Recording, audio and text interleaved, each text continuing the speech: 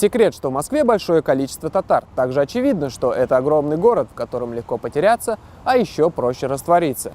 Удается ли татарам столицы сохранить свою духовную культуру и национальную идентичность в огромном мегаполисе? И если удается, то каким образом? Сегодня мы и попытаемся узнать ответы на эти вопросы. Как известно, красота в разнообразии. Вот уже сотни лет представители разных народов живут в мире и согласии в составе российского государства, сохраняя культуру, религию и родной язык. Но в мегаполисе отсутствует инфраструктура, которая характерна для ареала расселения народов, в связи с чем и возникают трудности в сохранении национальной идентичности. Здесь каждый, безусловно, определяет сам для себя, каким образом он выражает свою принадлежность к той или иной нации, например, к татарской нации. Для кого-то важным является владение языком. Безусловно, это очень важный признак отношения к нации, владение родным языком, знание литературы или хотя бы диалектные знания. Помимо всего прочего, существуют статистические данные в рамках всероссийской переписи населения. Если мы говорим, допустим, о татарской нации, совершенно очевидно, что происходит ассимиляция. Это понятно, это видно невооруженным глазом, это видно и по статистике. Вот мы сказали, что она грешит. Ну, как бы она ни грешила, все равно общие какие-то параметры статистически она нам дает, и она дает сокращение числа татарского населения в Москве. Сокращение числа людей, говорящих на родном языке или владеющих родным языком. Выслушав эксперта, захотелось посмотреть ситуацию изнутри, поговорив с простыми татарами Москвы. Родители Бибинур переехали в столицу еще до ее рождения, где она благополучно появилась на свет пятым по счету ребенком. Здесь она выросла и, несмотря ни на что, никогда не забывала о своих корнях. Дружные были, хоть жили как бы бедные. Вот. Ну, я не могу, в принципе, все бедные жили в то время. Мало у кого было радости. Ну, жаловаться не на что. Детство, оно есть детство, как бы все было хорошо. Осталось в памяти, в принципе, самое хорошее все. Мать с нами всегда говорила по-татарски. Уезжая даже на каникулы в Татарстан в детстве, я умудрялась забывать русский язык и говорила только по-татарски. Приезжая в Москву, мне идти в школу, я даже вообще ни одного слова не знала по-русски. А брат старший с ним нам смеялся. Конечно, Москва накладывает свой отпечаток на мировоззрение, но тяга к своей вере и традициям препятствует полной ассимиляции. Может, я мало что понимаю, но я стараюсь выполнять.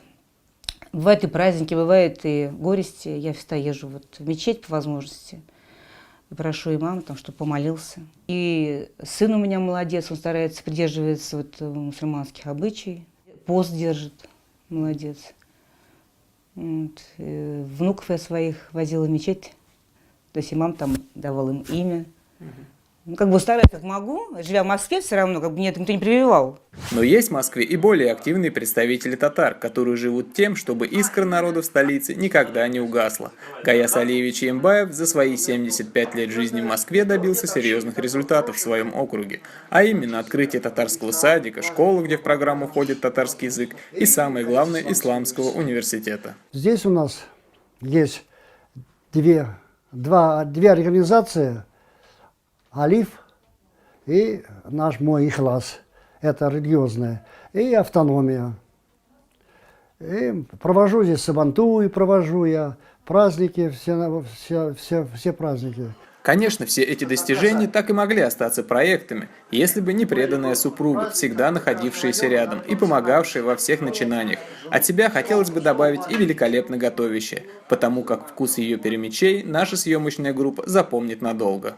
В 1989 году у нас такое было как-то направление такое пошло, что мы оба начали заниматься общественной работой.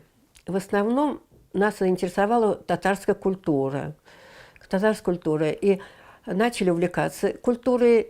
И так не только мы сами увлеклись, но мы хотели, чтобы и молодежь туда, в общем, чтобы и среди молодежи у нас тоже развить нашу татарскую культуру, привлечь молодежь. После теплого домашнего приема и приятной беседы в кругу друзей нас пригласили посмотреть районное помещение татарской общины.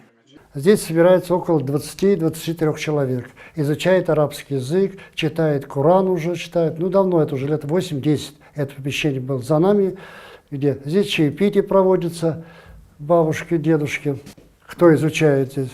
Вот. Здесь стенд у нас, где праздники справляли сабантуй. Вот. Здесь татары в Юго-Восточном округе вот, начинали заниматься детские садики вот с таких лет. Напрашивается вывод, что пока московская община татар будет такой же активной, исчезновение ей вряд ли грозит. Но тем не менее, ассимиляционные процессы неизбежно накатываются на жителей столицы, что, впрочем, не мешает татарам оптимистично смотреть в будущее. Арслан Мударисов, Зураб Курбанмагомедов, канал Алиф, Москва.